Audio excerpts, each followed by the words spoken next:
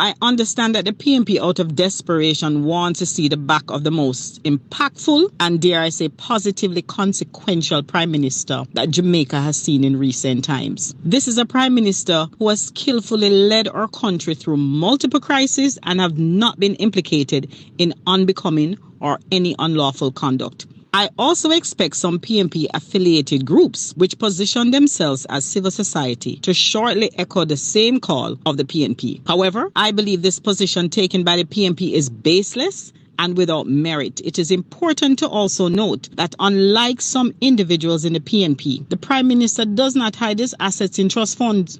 The Integrity Commission report, which extensively examined the financial affairs of the Prime Minister, does not involve public funds, pales in comparison to the Office of the Contractor General investigation into the alleged Daring Bunting and Golden Sweetheart deal. The investigation found that Peter Bunting and Mark Golden's company arrived at a deal with the then PNP administration, and this involved public funds which was conducted via an irregular and highly improper process. The fact of the matter is, due to the findings of the OCG probe, which is on the record of the Parliament, it is Peter Bunting and Mark Golden who should immediately step down.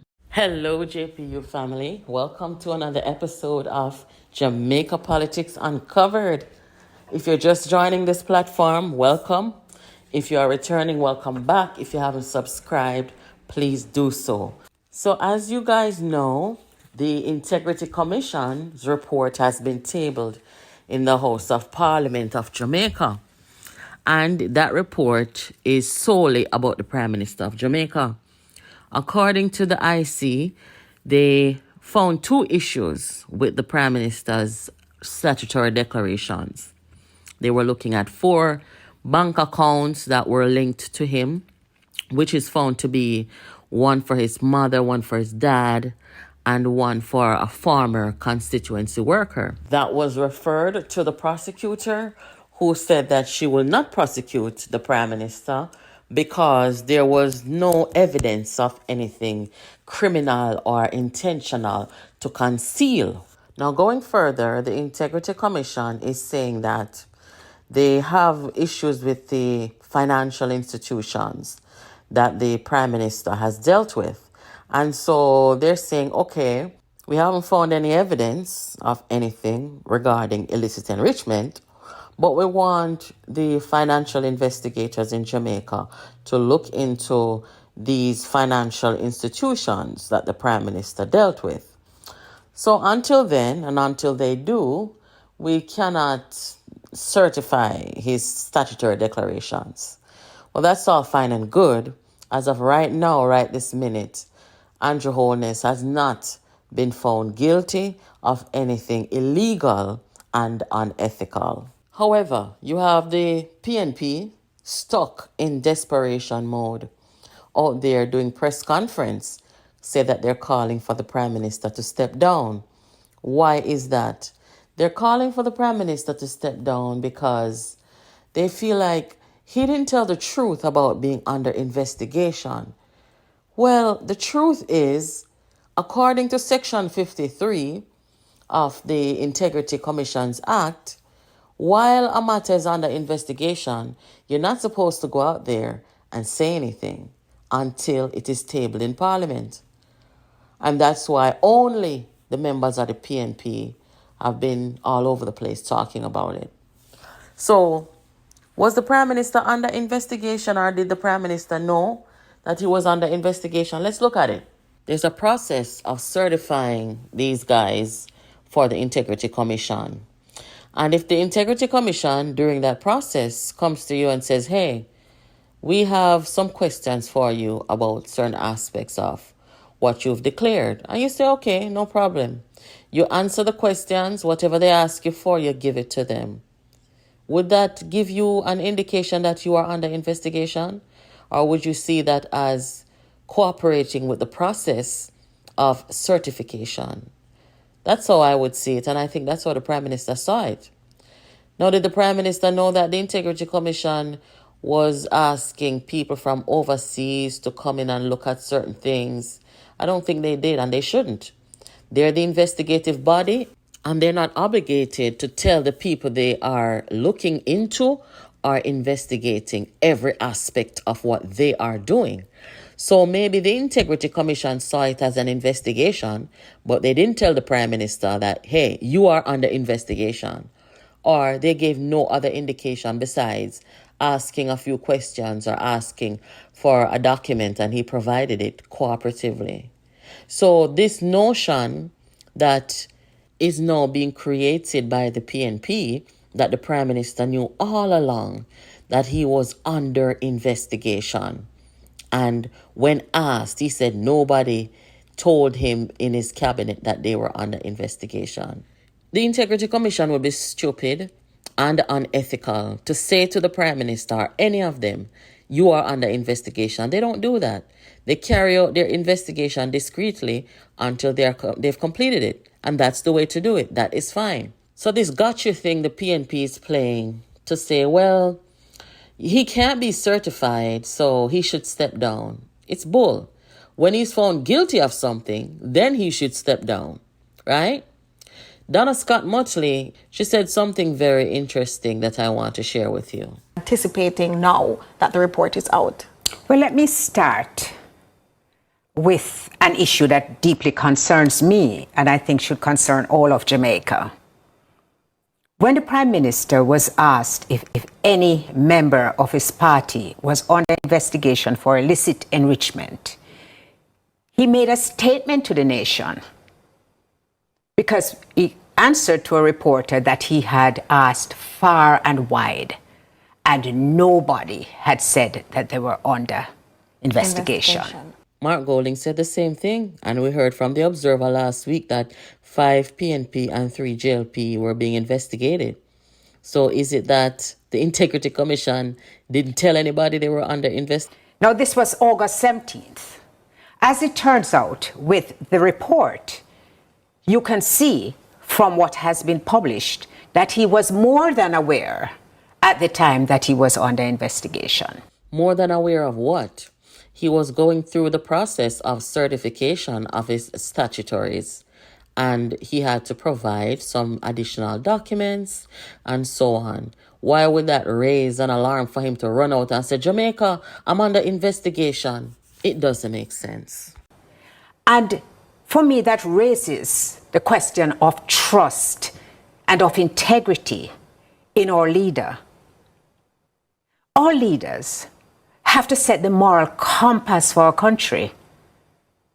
They need to be modeled by everybody else, especially young people. And in this dishonest remark that he made to the country, that alone, for me, is disqualifying. Again, providing documents in the process of your declarations is simply a matter of cooperating with that process, which is mandatory. She talks about public trust and trust. I believe I heard an interview with you once that said you have an offshore company, and we know offshore companies by design allow for tax avoidance. Canute Thompson recently came out and said there were 6 steps that he thought were needed for the elimination of public corruption. No legislator can be a majority shareholder or owner of a company overseas. That was one, right? Now, if you become finance minister, would you support that position by Canute Thompson?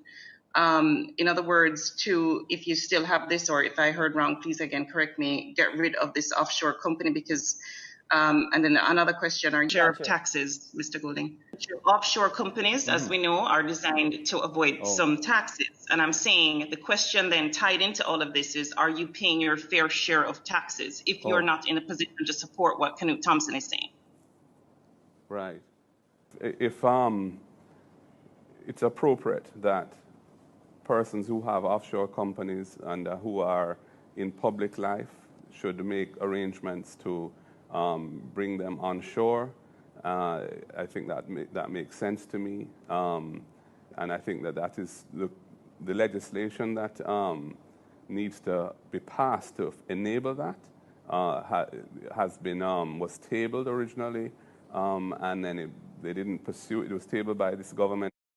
About trust and integrity, what about the situation with Melissa? Mark Golding came out and told the nation and gave the impression that Melissa died of natural cause and even sent condolences to the man who unalived Melissa. What about the people who lied, connected to the PNP, who lied and said that Melissa had aneurysm and she had a little bit of blood at her nose? What about the fact that people like Alfred Dawes were there at the scene and hasn't come out and said what they were there doing or who called them or what they saw? Or did they see those gunshot wounds? I am not even going to start talking about the observer report of the 5 PNP people who were under investigation or are under investigation for money laundering and money that were gained corruptly. Let us wait for those reports to come, if it ever does. I don't think that the People's National Party, the opposition, should have to call on him to resign. I think he should demonstrate his level of integrity by saying, this is untenable for me. I cannot lead this country, having been exposed in this way. But this woman is ridiculous. The Integrity Commission clearly said they have no evidence of illicit enrichment. None. They also provide no evidence to the prosecutor that the Prime Minister intentionally hid something from them or did anything wrong. So the full report's result is innocent. They couldn't find anything. So what is the Prime Minister supposed to resign for? If there are further investigations or if there is a further investigation, let them investigate. Let them investigate. You cannot come out and be calling for people to resign in this situation where there's no wrongdoing found. If something comes up later, then we'll deal with it later. But as of right now, it is highly inappropriate for Donna Scott and the desperate Golding KD Knight, who just said recently some very scathing remarks about how they're saboteurs and underminers. And, you know, it's just, I mean, if Omar Davis and Golding and Bunting didn't resign amidst Finsack, I mean, come on. When the guy is found guilty of something, then he has to resign. One thing I'm going to say to the People's National Party, because they haven't had any good judgment lately, be careful what you wish for. Because if Andrew wants to get up tomorrow morning and say, you know what, I'm just going to go. I don't want to deal with this anymore. I don't want to do this anymore. And let us say that the JLP put forward a Kamina Johnson-Smith, give her a seat and put her up for the next leader of the JLP. Hey, be careful what you wish for. You hear? Because remember, they only in our serious deficit PNP. Serious deficit. You see what you resort to? Cartel pan platform. That's what you guys have resorted to. And half the party is pissed at hell about it. But that's what you've resorted to. See, the JLP doesn't have to do that, even on their worst day.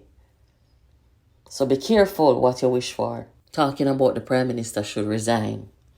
Guys, you're listening to Jamaica Politics Uncovered. Make sure you're keeping it locked here for all your political breaking news, reviews, and updates. You're not going to get it better anyplace else. Thank you for watching. Take care until next time.